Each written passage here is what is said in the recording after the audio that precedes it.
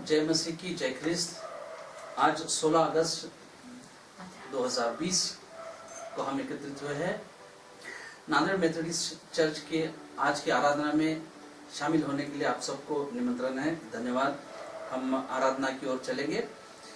शुरुआत में हम कुछ देर शांतचित्त होकर के अपने मनों की तैयारी करेंगे। जब हम परमेश्वर के सन्मुख जाते हैं, परमेश्वर के सिंहासन के सामने जाते हैं, तो अपने मनों की तैयारी करेंगे और कुछ क्षण हम शांतचित्त होकर के मनों में अपनी प्रार्थना करेंगे।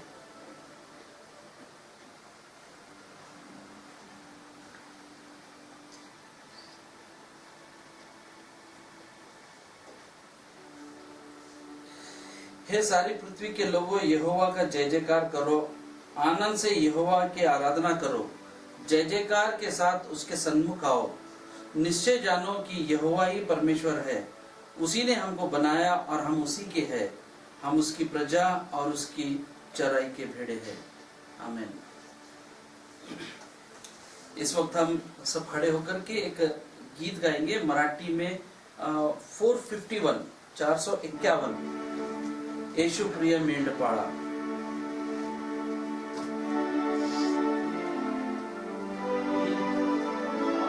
मराठी में 451।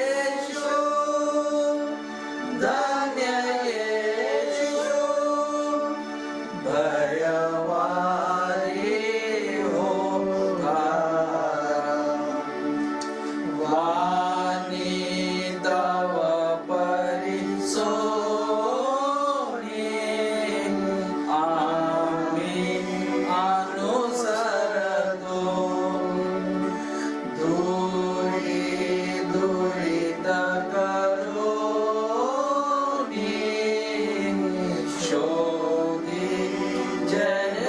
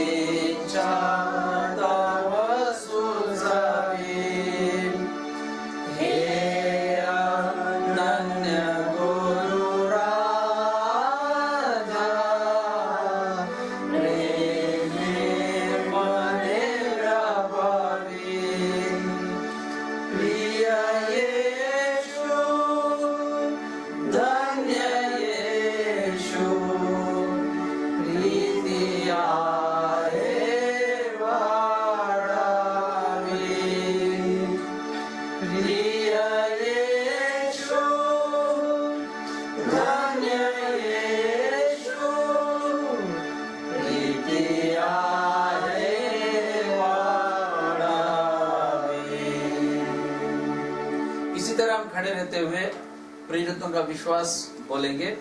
सर्वसमर्थ देव जो पिता आकाश व पृथ्वी याचा उत्पन्न करता, त्यावर मी विश्वास ठेवितो आणि त्याचा एकुलता एक पुत्र येशू ख्रिस्ता जो आमचा प्रभू पवित्र आत्म्याच्या वाने गर्भरूप झाला, कुमारी मरियमपासून जन्मास आला, ज्याने पंथपिलात दुःख भोगिले, ज्याला वधस्तंभी दिले, जो मरण पावला व ज्याला पुरिले, तिसऱ्या दिवशी मरणातून पुन्हा उठला, स्वर्गात चढला आणि सर्वशक्तिमान देव जो पिता याच्या उजवीकडे बसला आहे, तेथून जिवंताचा मेलेल्याचा न्याय करायला जो येणार आहे, त्यावर विश्वास ठेवतो. पवित्र आत्मा, पवित्र सार्वत्रिक मंडळी, पवित्रांची सहभागिता, पापांची क्षमा, देहाचे पुनरुत्थान आणि सनातन जीवन यावर विश्वास ठेवतो. इस वक्त हम मध्यस्थी की प्रार्थना की ओर मुड़ेंगे और मैं विनती करूंगा हमारे सेक्रेटरी मिसेस रेखा यौनखा से कि हम सब के लिए मध्यस्थी की प्रार्थना करें और उसके बाद में हम सब मिलकर के प्रभु की प्रार्थना बोलेंगे। मित्र प्यारे प्रभु जी, आपके नाम को धन्यवाद देती हूँ, आपकी स्तुति महिमा करती हूँ, आपका नाम ऊंचा उठाती हूँ परमेश्वर। इस समय तक आपने हमारी सुधि ली है, हमें सुरक्षित रखा है और फिर से यह मौका हमारे जीवन में दिया है परमेश्वर कि हम आपके चरणों के पास आए, आपको अब्बा और पिता कह के पुकारे परमेश्वर, क्योंकि आप हम पापियों की प्रार्थना सुनने वाले परमेश्वर है, ऐसा हमारा पूरा विश्वास है। इस समय परमेश्वर विशेषकर हम आपके चरणों के पास आकर हमारी विनती प्रार्थना को रख रहे हैं परमेश्वर। विशेष करके इन महामारी के दिनों में रहते समय परमेश्वर, आपकी दया और अनुग्रह की हमें नितांत गरज है परमेश्वर, क्योंकि आपके अनुग्रह के सिवाय हम कुछ भी नहीं कर सकते। कृपालु परमेश्वर, इस समय विशेषकर हम हमारे कलीसिया के हर एक परिवार के लिए मांगते हैं परमेश्वर। हर एक परिवार में आपकी आशीष बनाए रखिए, आपकी बरकतें बनाए रखिए और कृपालु परमेश्वर, सारे इस मुसीबत के दिनों में, इन संकट के दिनों में सबकी सुरक्षा कीजिए, सबको चंगाई दीजिए परमेश्वर और सब आपकी स्तुति आराधना में लगे रहे, ऐसा होने दीजिए। उसी तरह से मांगती हूँ भारतवर्ष के लिए, हमारे प्राइम मिनिस्टर के लिए और उनके पूरे मिनिस्टर्स के लिए परमेश्वर। वो जो भी निर्णय लेंगे, जो भी डिसीजंस लेंगे, वो आपके ओर से होने दीजिए, क्योंकि अधिकार यह आपकी ओर से है। उसी तरह से हमारे महाराष्ट्र के चीफ मिनिस्टर और उनके सारे मिनिस्टर, इन लोगों को भी आपके चरणों के पास लाती हूँ परमेश्वर। इन दिनों में जो भी डिसीजंस वो लेंगे परमेश्वर, वह सारे लोगों के अच्छाई के लिए होने दीजिए। उसी तरह से जो डॉक्टर्स, नर्सेस, पुलिस और सारे गवर्नमेंट ऑफिसर्स जो भी प्रयास कर रहे हैं, जो भी कार्य कर रहे हैं परमेश्वर, इन सारे लोगों के साथ आप हो लीजिए। हर एक मुसीबत से, हर संकट से उन्हें बचाए रखिए परमेश्वर और जो भी काम करेंगे वह आपके अनुग्रह में होने दीजिए।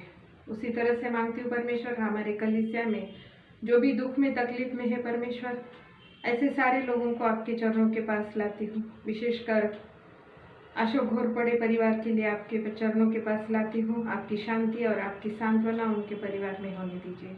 उसी तरह से मांगती हूँ जो भी बीमार है परमेश्वर, भले हम उनके नाम नहीं जानते, लेकिन हर एक को नाम से जानने वाले परमेश्वर आप हैं।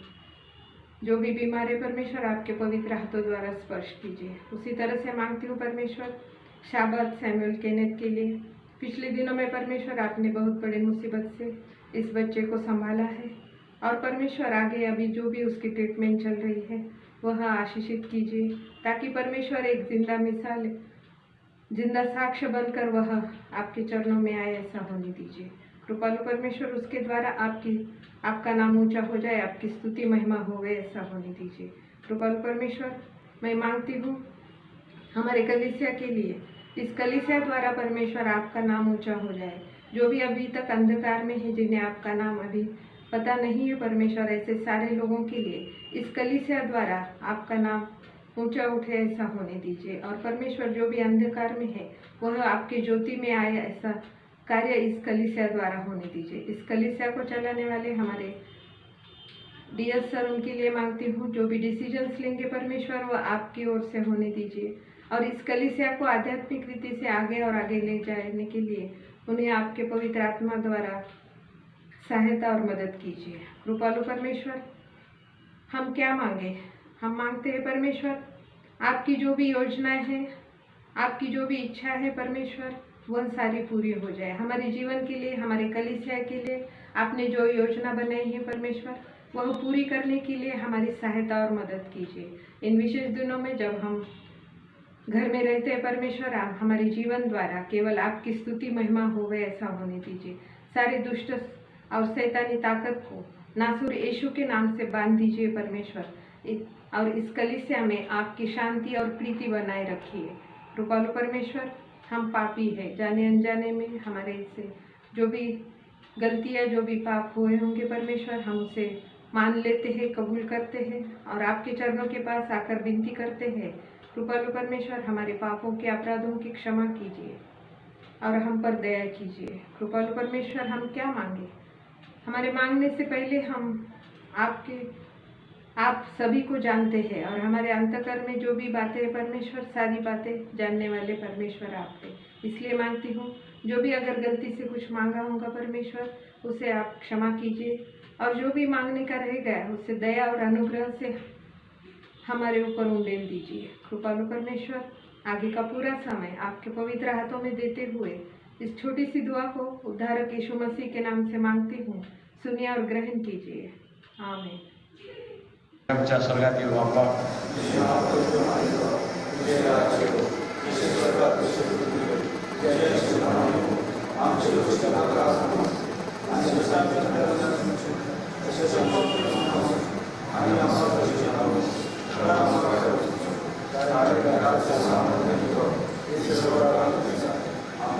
इस वक्त आरी बारी से शास्त्र भाग पढ़ेंगे। रेस्पॉन्सिबिलिटी मैं सभी से विनती करूंगा, हम सब खड़े होंगे और स्तोत्र 19:1 से 9 हमारे लिए मिस सुकीर्ता बेदरे अगुवाई करेगी। स्तोत्र 19:1 से 9 और उसके बाद हम सब सुवंद देवा ये गीत गाएंगे खड़े होते हुए। शास्त्र पठन पढ़ेंगे। भजन संहिता इसका 19 भजन 1 से 9 तक। आकाश परमेश्वर की महिमा का वर्णन कर रहा है और आकाश मंडल उसकी हस्तकला को प्रकट कर रहा है। दिन से दिन बातें करता है और रात को रात ज्ञान सिखाती है। न तो कोई बोली है और न कोई भाषा जहाँ उनका शब्द सुनाई नहीं देता है। उनका स्वर सारी पृथ्वी पर गूंज गया है और उनके वचन जगत की छोर तक पहुंच गए हैं। उनमें सूर्य के लिए एक मंडप खड़ा किया है जो दूल्हे के समान अपने महल से निकलता है। वह शूरवीर के समान अपने दौड़ने में हर्षित होता है। वह आकाश के एक सिरे से निकलता है और वह दूसरे सिरे तक चक्कर मारता है और उसकी गर्मी सबको पहुंचती है। यहोवा की व्यवस्था खरी है, वह प्राण को बहाल कर देती है। यहोवा के नियम विश्वास योग्य है, साधारण लोगों को बुद्धिमान बना देते हैं। यहोवा के उपदेश सिद्ध है, हृदय को आनंदित कर देते हैं। यहोवा की आज्ञा निर्मल है, वह आंखों में ज्योति ले आती है। अंतिम वचन हम सब मिलकर पढ़ेंगे। यहोवा का भय पवित्र है, वह अनंत काल तक स्थिर रहता है। यहोवा के नियम सत्य और पूरी रीति से धर्ममय है। खुदावंद बाप इन पढ़े गए वचनों द्वारा हम सभी को आशीषित करे। आमीन।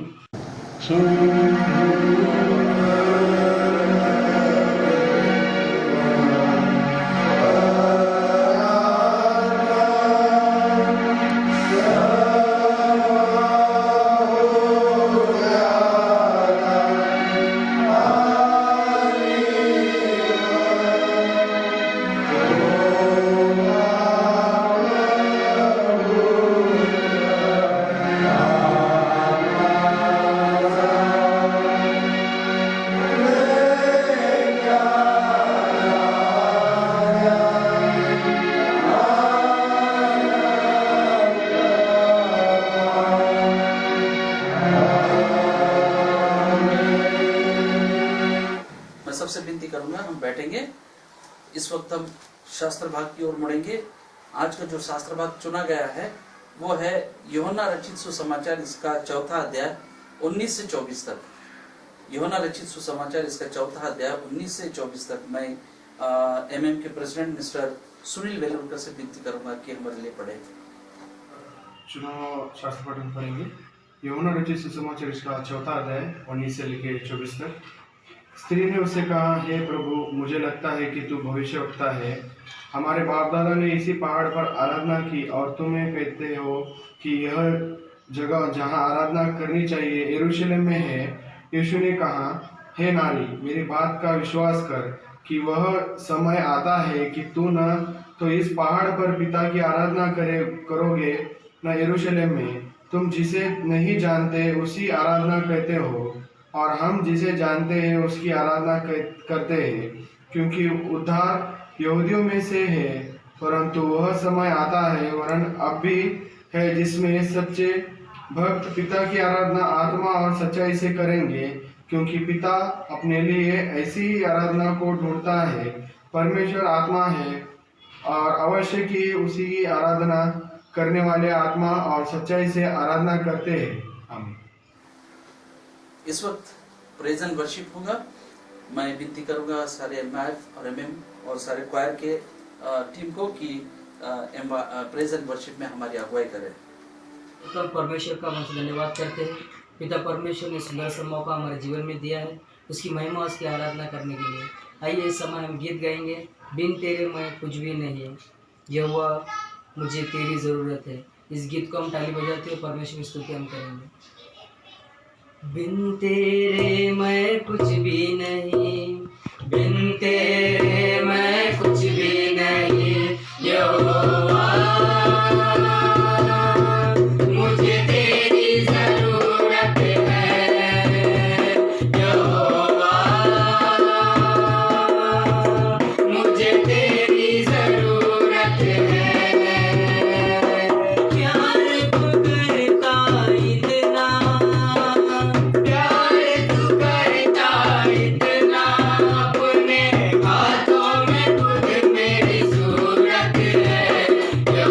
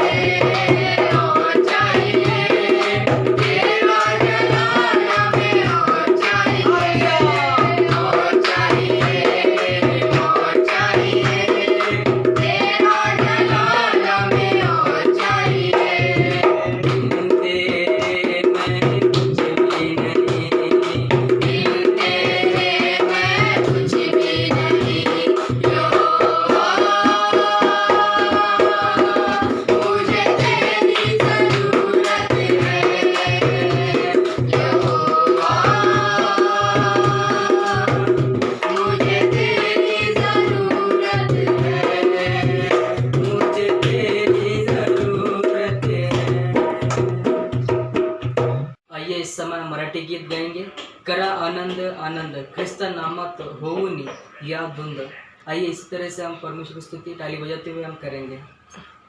करा आनंद आनंद आनंद, करा आनंद आनंद आनंद, ख्रिस्त नामक होऊनी या धुंद, ख्रिस्त नामक होऊनी या धुंद। करा आनंद आनंद आनंद, करा आनंद आनंद आनंद, ख्रिस्त नामक होऊनी या धुंद, ख्रिस्त नामक होऊनी या धुंद। आनंदाने टाळ वाजवा, आनंदाने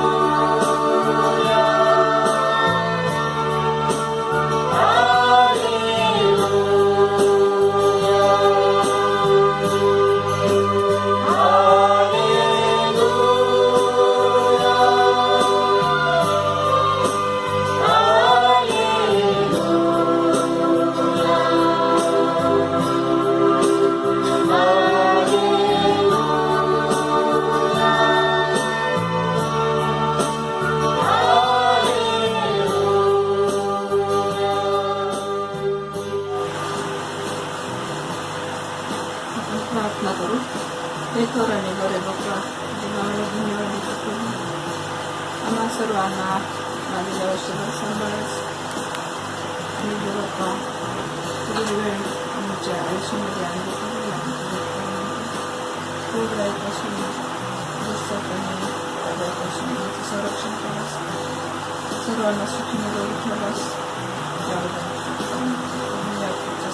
येणारा येते बाप्पा तो संदेश आमच्या आयुष्याला पूर्ण समोर दे आणि प्रभू ऐकून चांगलं सांगू शकतो आणि वचन आणि पदांना ठेवून आम्ही प्रत्येक कार्य करावं असं तेव्हा पण या महामारीच्या काळापासून आम्ही सर्व आमचं कष्ट लोकांचा बचाव कर येणारे दिवस सर्व तो हातात घे आणि तुझ्या आशीर्वादाने सर्वांना म्हणजे बाप्पा ज्या आडी अडचणी आहेत तू संरक्षण करणारा बाप आहे देणारा बाप आहे तरी ते बाप्पा आणि तुला मागतो जे योग्य आहे कबूल करते दे जे अयोग्य आहे त्याची दैनिक क्षमा कर आणि त्या बाप्पा परत एकदा सर्वांचे आशीर्वाद पाहतो तुझ्या विनंती तुझा उद्धार प्रभू याच्या प्रेमाला जोडणं आणि म्हणून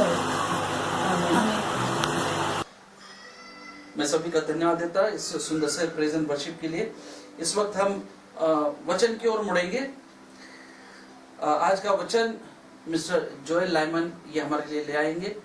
मैं विनती करूंगा मिस्टर जोएल लाइमन की हमारे लिए प्रभु का वचन बांटे।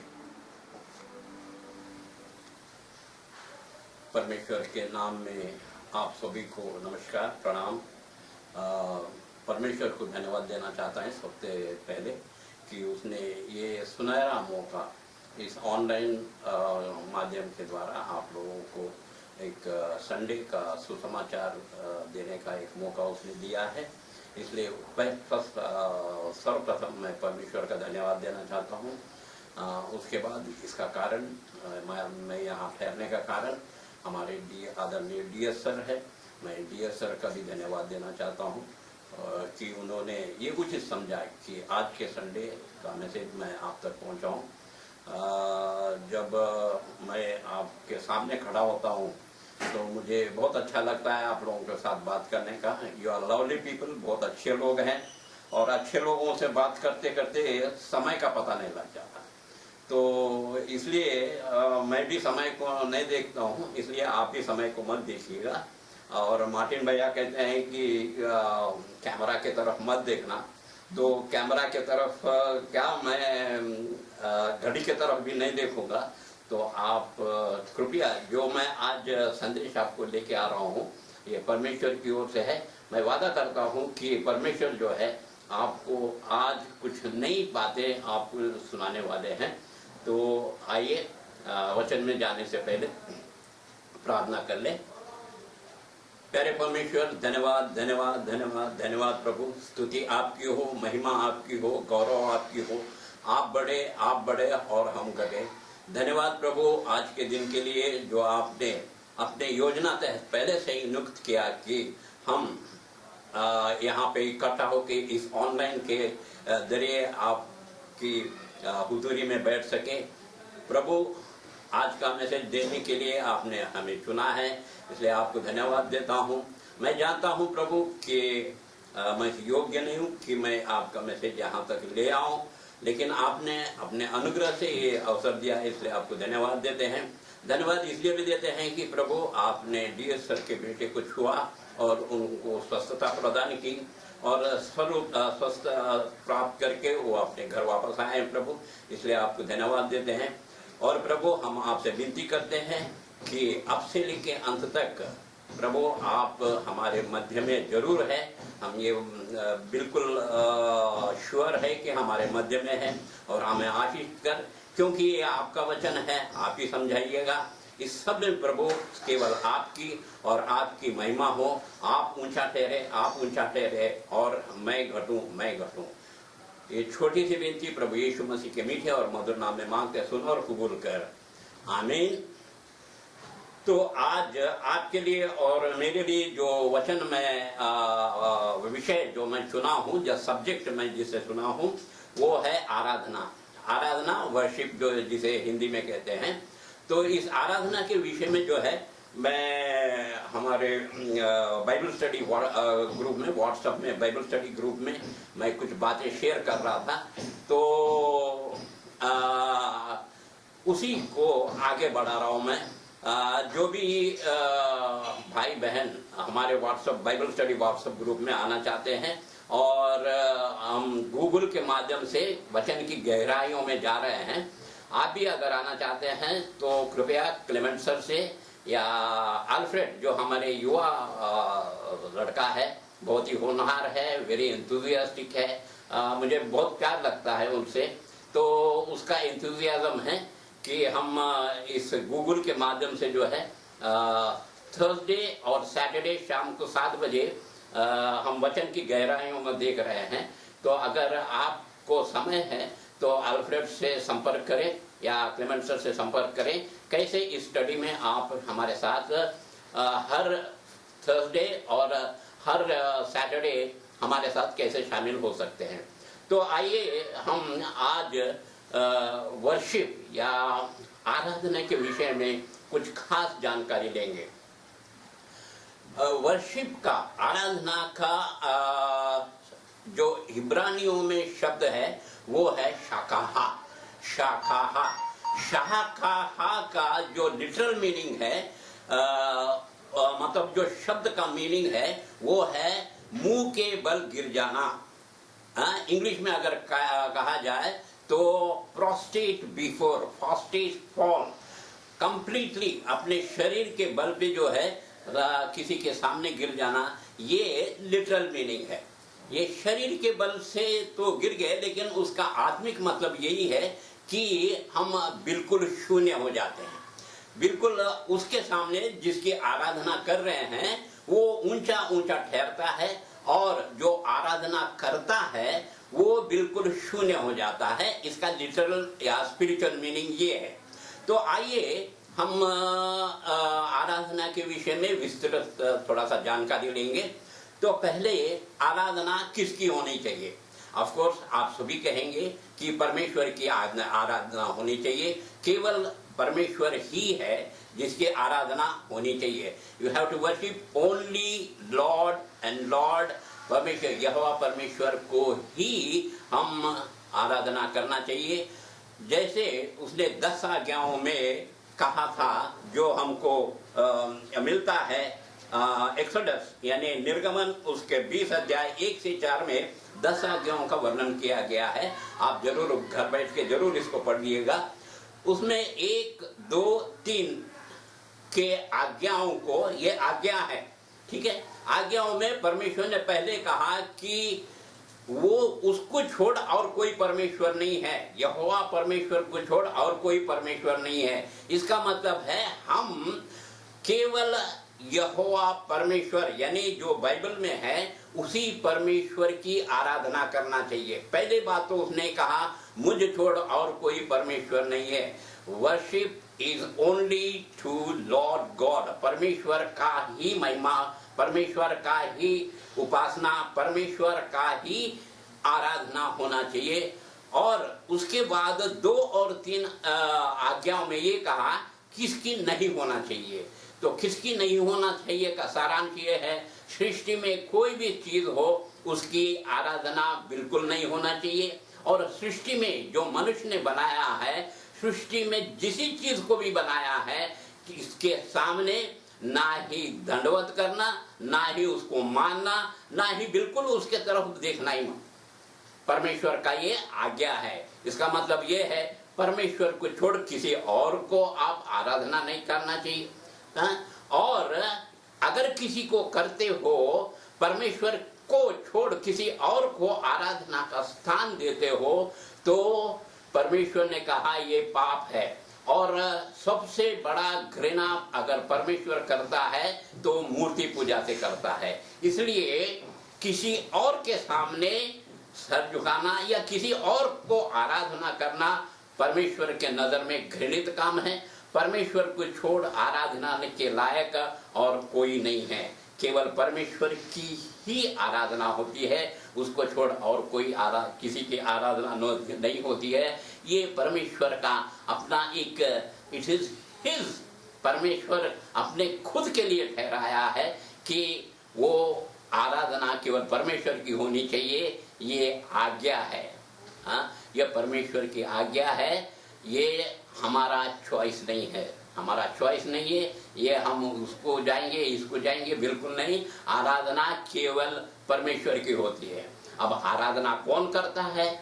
परमेश्वर का धन्यवाद हो, सारी सृष्टि में परमेश्वर ने मनुष्य को चुना है, मनुष्य को बुद्धि दी है, मनुष्य को ज्ञान दिया है। सबसे अधिक अगर सृष्टि में कुछ है तो परमेश्वर का क्राउनिंग ग्लोरी, परमेश्वर मनुष्य को बनाया, मनुष्य को उसने अपने स्वरूप में बनाया, किसी और को अपने स्वरूप में नहीं बनाया। और परमेश्वर ने बुद्धि दी, ज्ञान दी, स्वेच्छा दी, और ये सब के अलावा एक खास बात परमेश्वर ने दी, वो है आत्मा।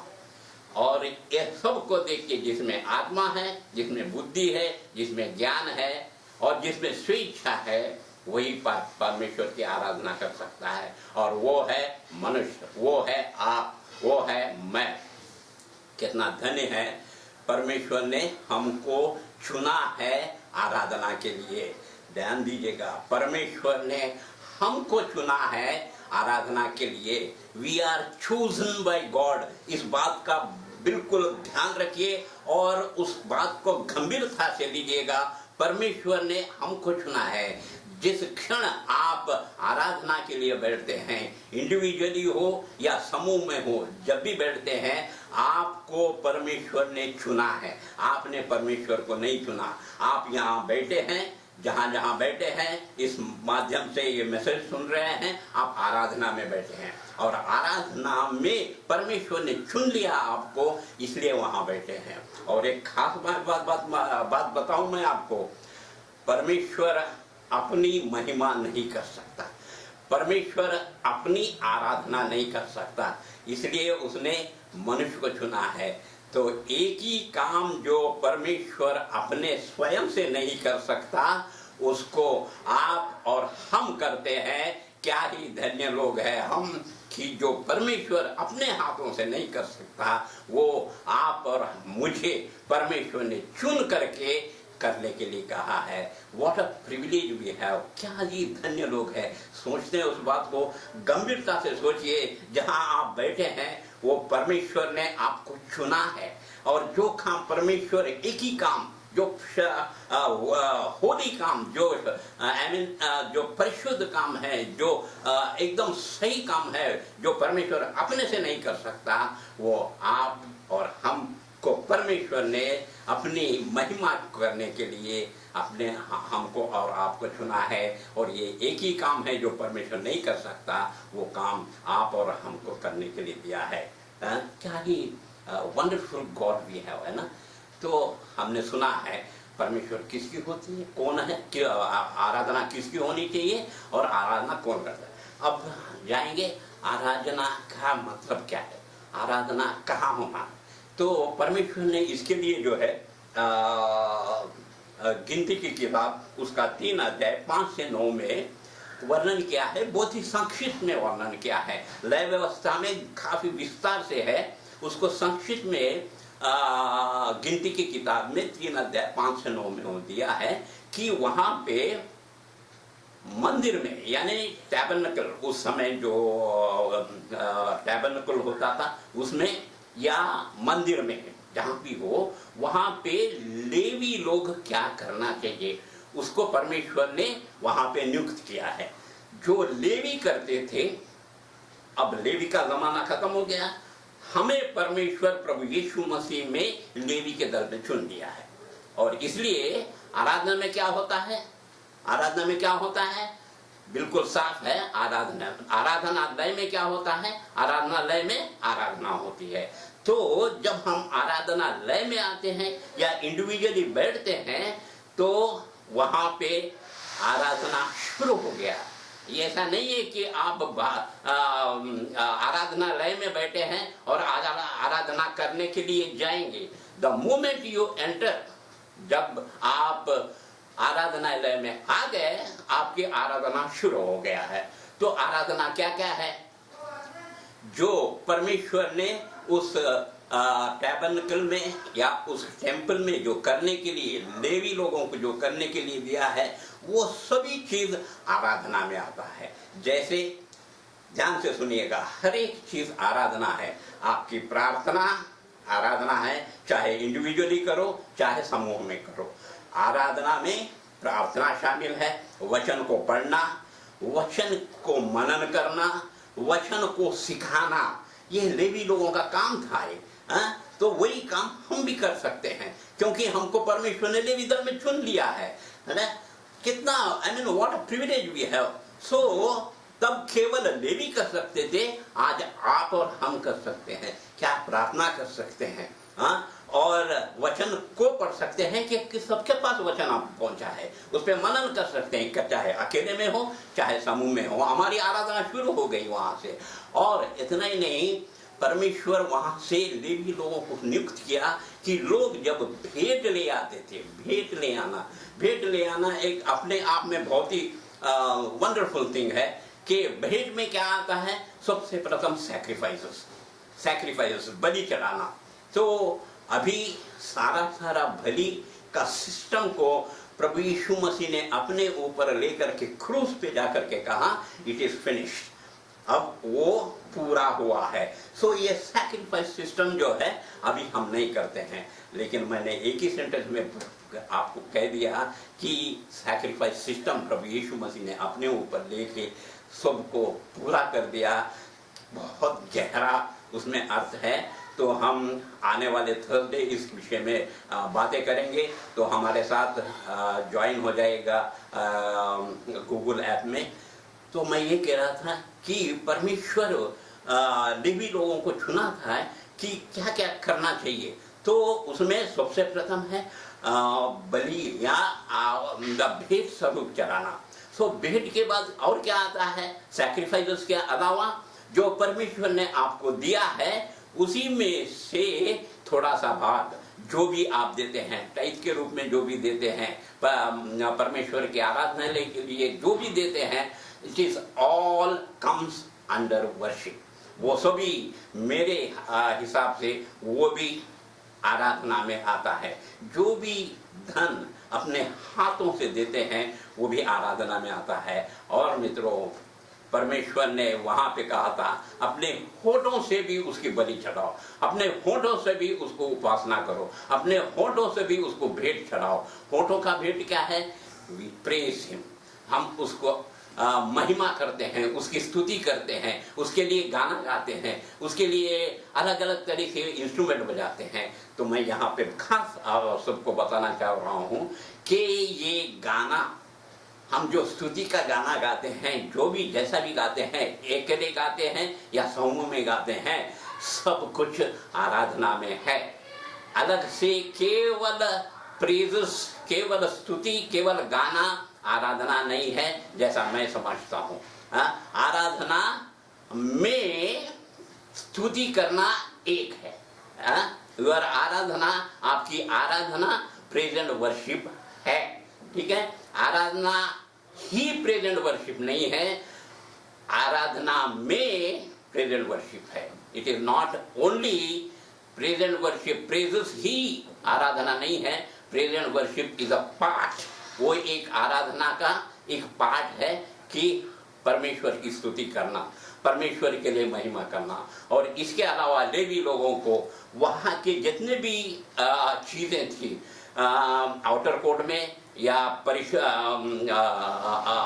पवित्र स्थान में, जो भी चीजें वहाँ रहती थी, आप सबको मालूम है, उन चीजों का रख रखाव। इसका मतलब है आज हम क्या करते हैं, हम परमेश्वर की आराधना के लिए जो भी करते हैं वो भी आराधना है। परमेश्वर के लोगों के लिए जो भी करते हैं वो भी आराधना है। परमेश्वर के लोगों के अलावा जो नीडी पीपल है उनके लिए जो करते हैं वो भी आराधना है। सो केवल आराधना, केवल स्तुति प्रशंसा नहीं है, आराधना जो हमने बताया ये सब कुछ है। तो ये परमेश्वर की महिमा हो, इसमें सब में जो है परमेश्वर, यही मेरे ख्याल से सभी चीज अकेले में एक एक करके आराधना में शामिल है। अब हमने सुना कि आराधना किसकी होनी चाहिए, हमने सुना आराधना कौन करता है, हमने सुना आराधना में क्या क्या है। अब सुनेंगे कहाँ पे आराधना होनी चाहिए। तो आइए, जैसे हमने पढ़ा था यूहन्ना रचित सुसमाचार उसका 4 अध्याय हमने 19 से 24 पद में पढ़ा था। तो वहाँ पे परमेश्वर 2 चीज़ों को यूहन्ना 4 में मेंशन करता है जब सामरी स्त्री से बात करते हैं। एक था जीवन जल, दूसरा है आराधना। तो वहाँ पे बात करते करते सामरी स्त्री ने पूछा कि हमारे बाप दादा, यानी सामरियों के बाप दादाओं ने कहा कि इस मंदिर पे, एक मंदिर है वहां पे समरिया में एक मंदिर है, यहाँ पे आराधना होना चाहिए। आप यहूदी कहते हैं कि जो आराधना होनी चाहिए वो है यरूशलेम या यरूशलेम के मंदिर में। तो सही क्या है बताओ? आराधना करने के लिए यहूदी सामरी के जो पहाड़ी है वहां पे वो लोग आ नहीं सकते। हम सामरी को जो आप तुच्छ जानते हैं, हमको यरूशलेम में आने नहीं देंगे। ना आप आ सकते हैं ना हम आपके पास आ सकते हैं। तो सही आराधना का जगह कहाँ है? तो स्त्री ने पूछा। तो उसके जवाब में प्रभु यीशु मसीह कहते हैं, अब ना तो ये पहाड़ी पे ना तो वो पहाड़ी पे, अब समय आ गया है कि उसकी आराधना करने वाले हर जगह तो मत्ती 18 और उसके 20 के अनुसार प्रभु यीशु मसीह, ये सब कुछ हमको मालूम है, जाना पहचाना वचन है, जहां 2 या 3 इकट्ठा होते हैं उसके मध्य में मैं रहूंगा। यानी एक में भी है, और जहां 2 या 3 या उससे ज्यादा जहां भी इकट्ठा होते हैं, चाहे आराधनालय में चाहे जंगल में, कहीं भी आप 2 या 3 इकट्ठा होइए, वहां पे प्रभु यीशु मसीह ने कहा मैं उपस्थित रहूंगा।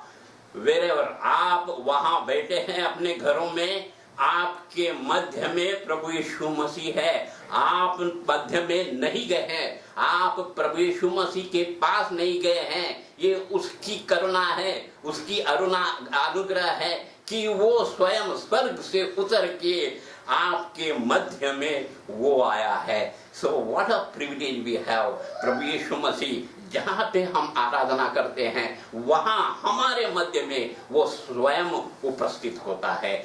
आज कहाँ ऐसा हमको मौका मिलेगा जब उसकी उपस्थिति में हो। इसलिए मैं कहता हूं, अपने चर्च की अगर बात करने तो जैसे ही आप पहली सीढ़ी चढ़ते हैं वहां से परमेश्वर की उपस्थिति में हो, गंभीरता से लीजिएगा, और किसी के उपस्थिति में नहीं हो।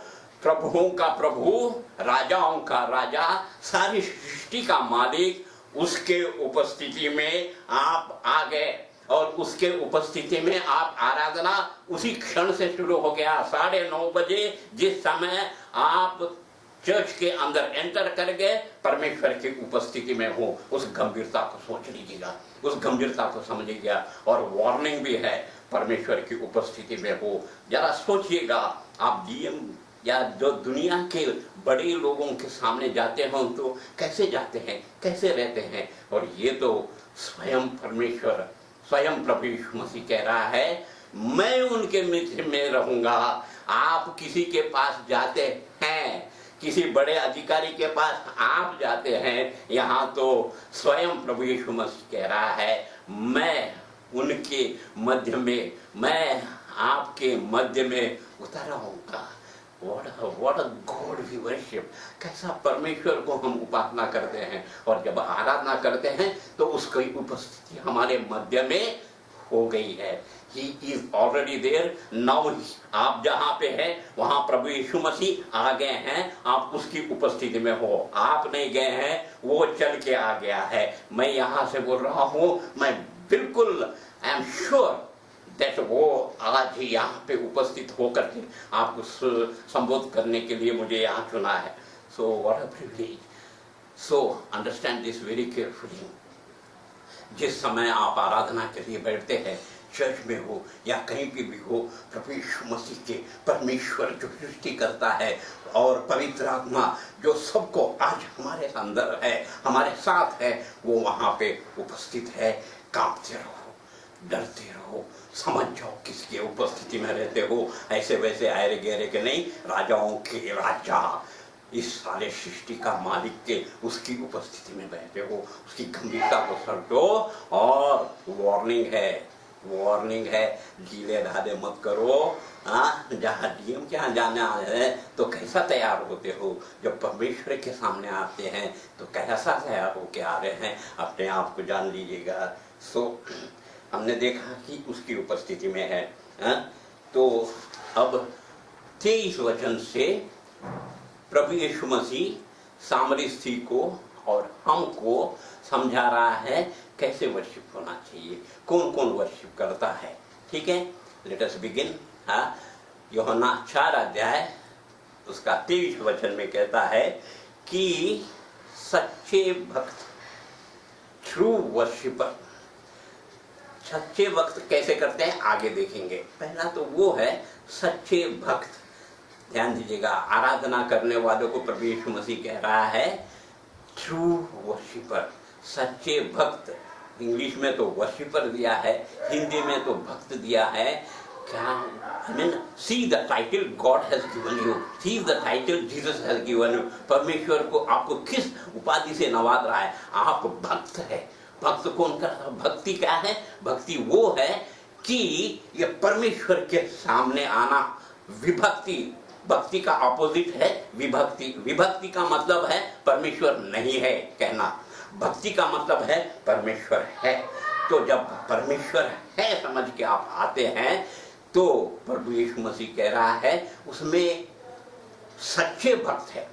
सच्चे भक्त, जब हम अपने आप को जांचे कि क्या मैं भक्त हूं, दूसरी बात क्या मैं सच्चा भक्त हूं, जैसा प्रभु यीशु मसीह कह रहा है।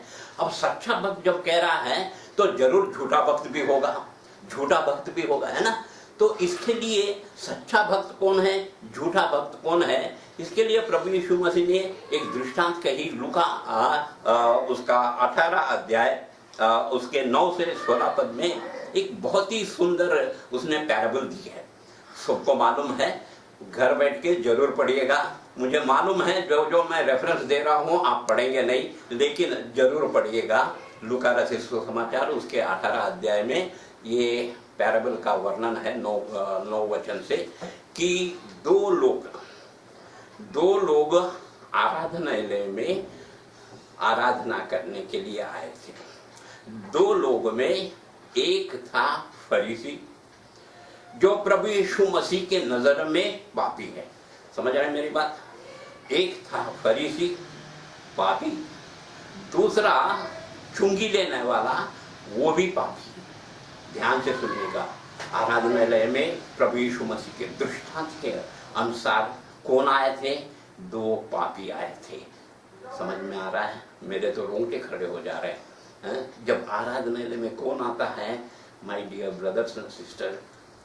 एक पापी आता है। धर्मी है जरूर, लेकिन जिसको परमेश्वर ने बुलाया है वो पापी को बुलाया है। एक पापी फरीसी है, एक पापी, दूसरा पापी कौन है? चुंगी लेने वाला। दोनों ही पापी आराधनालय में आ गए हैं, दोनों ही सही जगह आए हैं, दोनों ही सही परमेश्वर का उपासना कर रहे हैं। तो यहाँ फरीसी को प्रभु यीशु मसीह ने उसकी प्रार्थना या उसकी आराधना कैसा है वो वर्णन करते हैं। तो वो कैसा कह रहा क्या है? खड़े होके अपने आप में, वचन में देखिएगा वैसा है, अपने आप में कह रहा है मैं औरों की तरह नहीं हूं। सबसे पहला सेंटेंस उसका यही है, प्रभु यीशु मसीह के मुंह से, फरीसी के मुंह में, मैं औरों की तरह नहीं हूं, मैं औरों की तरह पापी नहीं हूं। The moment he said finish, उसका आराधना खत्म। वो क्या कह रहा है कि मैं औरों की तरह पापी नहीं हूं, मैं बहुत अच्छा हूं। मैं उनकी तरह ये गिनाया है। मैं ये पाप नहीं करता, मैं बहुत अच्छा हूँ। कौन बोल रहा है? पापी बोल रहा है, जैसे परमेश्वर को नहीं मालूम है।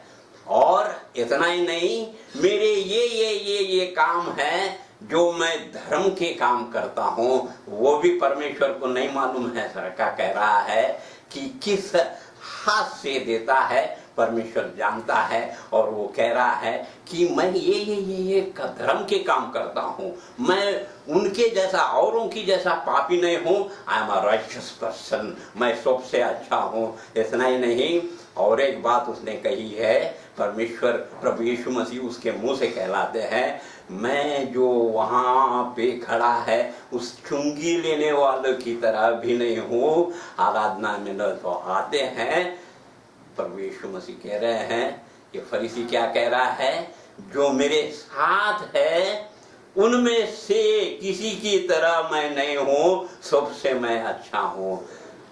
अपने आप अपने हृदय में जांच लीजिएगा। जब परमेश्वर की आराधना नहीं में आराधना करते आने हैं, पापी जरूर है, कह क्या रहे हैं, हमारा मन में इरादा क्या है। पहले क्या कह रहा है, मैं औरों की तरह पापी नहीं हूँ। अब क्या कह रहा है, जो मेरे साथ यहाँ बैठे हैं, जो मेरे साथ आराधनालय में हैं, उनमें से किसी की तरह नहीं हूँ, मैं सबसे अच्छा हूँ। दूसरा पापी, टैक्स कलेक्टर, चुंगी लेने वाला, प्रभु यीशु मसीह कहते हैं, परमेश्वर की उपस्थिति में आने से पहले वहीं पे दूर खड़ा, अपने पापों को लेकर के उसको डर है। मैं वो परमेश्वर, वो पवित्र परमेश्वर, मैं पापी, मैं उसके सामने कैसे जा सकता हूँ। वहां से दूर से खड़े होकर के what a way of beginning, क्या कह रहा है, अपने आप को वहीं पे शून्य बना दिया। मैं वहां पे जा नहीं सकता, और आंख उठा के देखने की भी हिम्मत नहीं की। पूरी तरह से जीरो। और उसकी प्रार्थना सुन लीजिएगा, वो कहता है, छाती पीट करके अपने पापों का इकरार करता है। 0 to 0 to 0। समझ में आ रहा है, एक वो भी पापी है, ये भी पापी है, दोनों आराधनालय में आए हैं, दोनों आराधना करने आए हैं।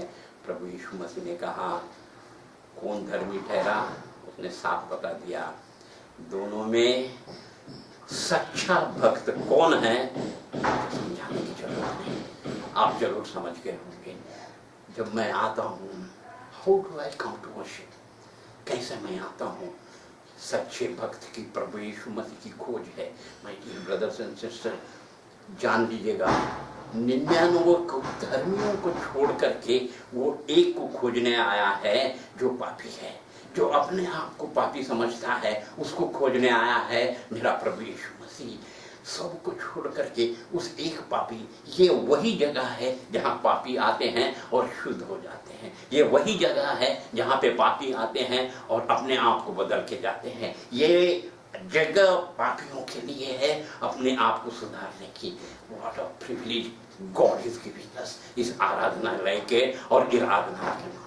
और प्रभु यीशु मसीह कहता है, सच्चे भक्त क्या करते हैं, सच्ची आराधना कैसे होती है, सत्य से और आत्मा से। पहले क्या है, आराधना कैसे होती है, सत्य, सच्ची, ट्रू वर्शिप। आई मीन, वो कैसे आराधना होती है, पहले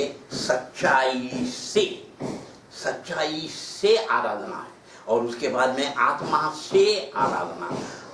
सच्चाई क्या मतलब है, सच्चाई का मतलब यही है, जब प्रभु यीशु मसीह यही कह रहे हैं, जिसकी आराधना कर रहे हो उसको जानो, ऐसी मत आओ जैसा तोता रटता है वैसा रटो मत। जिसकी आराधना करने आए हो उसको सही तो पहचानो, उसको जानो, जिसकी आराधना कर रहे हो वो जानो। जो आप गा रहे हैं, गीत के किताब में से देख के गा रहे हैं, ऐसी गा रहे हो कि उसके अंदर महिमा, उसके अंदर जो लिखा है उस मतलब को जानते हो।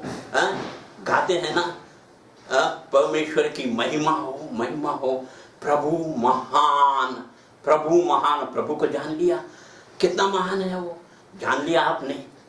इसलिए प्रभु कह रहा है पहले तो जानो तुम, पहले you know understand whom you are worshipping, पहले जानो, सच्चाई को जानो, कि सत्य को जानो, कि परमेश्वर को जानो, कि और किसकी आराधना कर रहे हो। बिना उसके आराधना करना तोते की माफिक रटना है, जानो।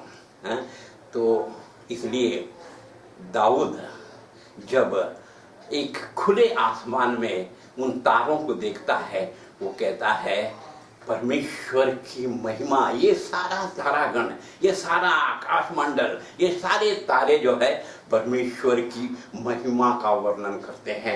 He felt it in his heart। और वो समझता है कि परमेश्वर कौन है। ये सृष्टिकर्ता को उतना गंभीरता से देख के कहता है सारा सृष्टि मंडल जो है परमेश्वर की, और सच्चाई को जान गया, सच्चाई को जान गया कि परमेश्वर कौन है। जब अकेले में जो वो भी चरवा लेके बैठा था, सब भेड़ों को देख रहा है, अपने अंदर सच्चाई से कह रहा है यहोवा मेरा चरवा, यहोवा चरवा। What a beautiful song, what a beautiful thing. तो my dear brothers and sisters, बड़ी बात मैं कह रहा हूँ आपको कि आपका गाना जो आप गाते हैं, आप जानते हैं कि परमेश्वर मसीह कौन है, परमेश्वर कौन है। वही गाना एक अविश्वासी गा सकता है, उसका गला अच्छा हो सकता है, वो अच्छा बजा सकते हैं, लेकिन उसके गाने में, आपके गाने में जमीन आसमान का फर्क है, जानते हैं ना। बिकॉज ही डजंट नो, चाहे सोनू निगम हो चाहे और कोई हो, जो अच्छा गा सकते हैं, वो म्यूजिक अच्छा बजा सकते हैं, बट दे डोंट नो, उनको मालूम नहीं है कि ये प्रभु महान क्या होता है, विचारों कार्य क्या होता है। He doesn't know, you know, आप जानते हैं। पहली बात, जिसकी आराधना कर रहे हो उसको जानो, दूसरे अपने आप को जानो, अपने आप को जानो कि आप कौन है। उसके बाद प्रभु कहते हैं सच्ची आराधना कैसी होती है, आत्मा से और सत्य से आराधना होती है। आराधना, व्हाट इज ट्रू वर्शिप, आराधना आत्मा कैसे होती है, सच्ची से आत्मा से कैसे होते हैं। How does my spirit work in truth. प्रभु यीशु मसीह ने कहा they will worship in truth and in spirit. आत्मा से, सच्चाई से। आत्मा से क्या होता है, आत्मा हमारे अंदर सब में आत्मा दी है परमेश्वर, ये उपहार है, वो केवल हमारे अंदर है। जो आत्मा में होता है वही चीज करो। आत्मा सच बोलता है, आत्मा कभी झूठ नहीं बोलता है। तो आत्मा में जो हो रहा है वही चीज प्रकट करो, दूसरों को देख के नहीं, दूसरों को इमिटेट करके नहीं, दूसरों की तरह नहीं, कुछ नहीं। जो हमारे अंदर होता है वही बोलो, जो हमारे अंदर होता है वही प्रार्थना करो। जो आत्मा बोलती है उसी की सुनो, आत्मा जो कहती है उसी की बात सुनो। तोते की तरह केवल रटो मत, जानो क्या गा रहे हो और अंदर से हृदय से हो।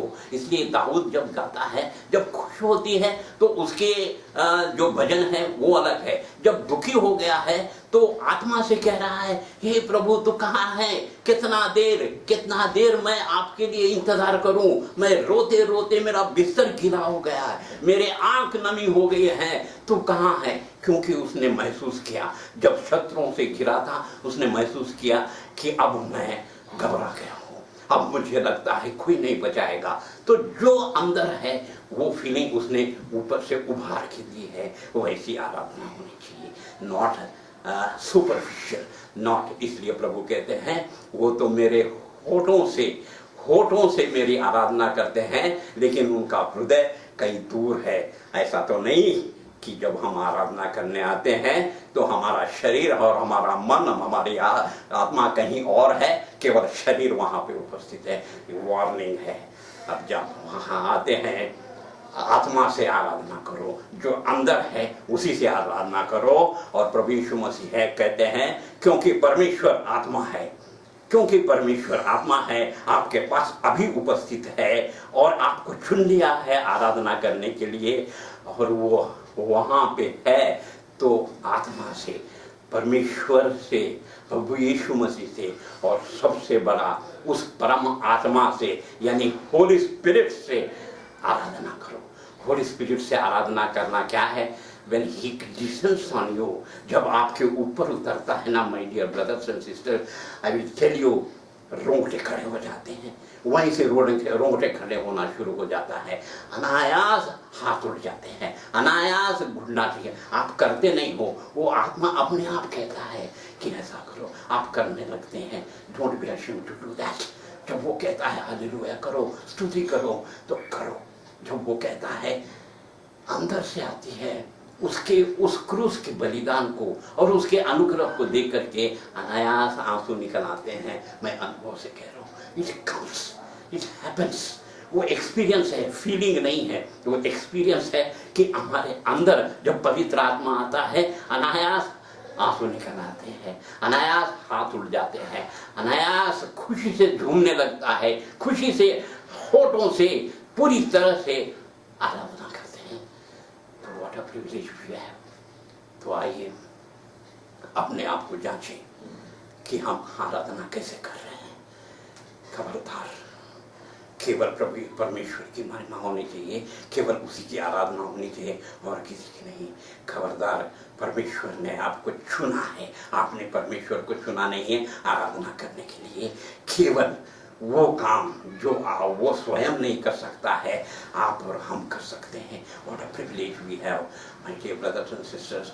आपका जो भी प्रार्थना हो या बाइबल पढ़ना हो, बाइबल से कहना हो, सब कुछ एक एक अपने आप में आराधना है। जब 2 या 3 उपस्थित होते हैं, वहां पे वो स्वर्गीय पिता चल के आपके मध्य में उपस्थित है। खबरदार, वार्निंग है और जान लीजिएगा, धन्य कहिएगा, वो आपके मध्य में उपस्थित है। और आत्मा और सच्चाई से करो, जान के करो परमेश्वर की आराधना। परमेश्वर आशीष करे इन वचनों के द्वारा आपको और मेरे को। मैं अभी आगे क्लेमेंट सर को दूंगा कि आगे की जो आराधना का और कार्यक्रम है उसको करें। धन्यवाद। मैं समय जरूर लिया हूँ। मैं सोचता हूँ कि परमेश्वर आपको और मुझे जरूर आशीष किया हो। Praise the Lord. मैं तहे दिल से शुक्रिया अदा करना चाहूँगा मिस्टर जोएल लाइमन के लिए, सुंदर से वचन के लिए। उन्होंने हमें सुंदर रूप से परमेश्वर की भक्ति, आराधना, वर्शिप के बारे में उन्होंने हमको बताया। प्रभु का धन्यवाद हो। इस वक्त अनाउंसमेंट इस तरह से है, हर रविवार को 9:30 बजे ऑनलाइन सर्विसेज अपनी चर्च की आराधना होती रहेगी जब तक लॉकडाउन रहेगा। और मैं सबसे विनती करूंगा कि अपने मंथली सब्सक्रिप्शन कृपया रेगुलर भरें।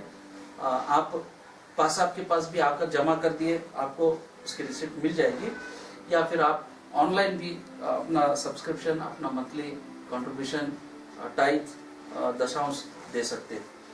विशेष रूप से निवेदन है कि हमारा बेटा शाबाद कुछ दिन से नासाज है, ट्रीटमेंट चालू है, निमोनिया है, परंतु उसको हमारी प्रार्थना की जरूरत है। हमारे पासवान, उनके परिवार को हमारी प्रार्थना की जरूरत है। हमारे पासवान हम सब के लिए निरंतर प्रार्थना करते रहते हैं। अब वक्त है हमको ये अवसर है कि हम सब मिल करके हमारे पासवान के लिए, उनके परिवार के लिए, उनके स्वास्थ्य के लिए हम हमारे वैयक्तिक प्रार्थना में याद रखें। तो कृपया शाबाद, विशेष रूप से शाबाद के लिए प्रार्थना में याद रखें। आइए हम भक्ति में आगे बढ़ेंगे। इस वक्त हम एक गीत गाएंगे और इस गीत होते समय अपने भेंट परमेश्वर को अर्पित करेंगे। आपके हर एक के पास ये बॉक्सेस दिए हुए हैं, तो जैसे गीत होगा हम हमारे जो भेंट परमेश्वर को इसके अंदर में, इस बॉक्सेस के अंदर में हम अर्पित करेंगे। मराठी में 508 गीत गाएंगे, अर्पितो प्रभुला। ये इसका पहला और आखिरी कड़वा हम गाएंगे और इस गीत होते समय हम अपने भेंट परमेश्वर को अर्पित करेंगे। अर्पितो प्रभुला।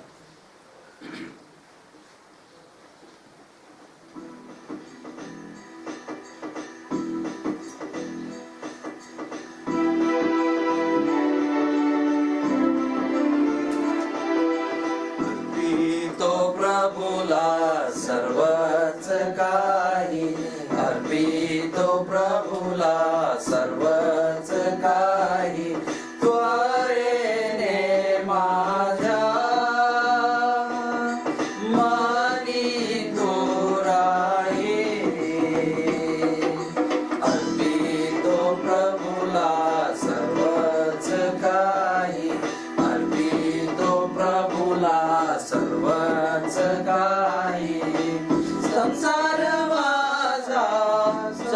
निगम तो निशिदिनी खटपट त्याची मी करीतो तुझा मी आता जाणून नमितो तुझा मी आता जाणून नमितो ख्रिस्ता दयेने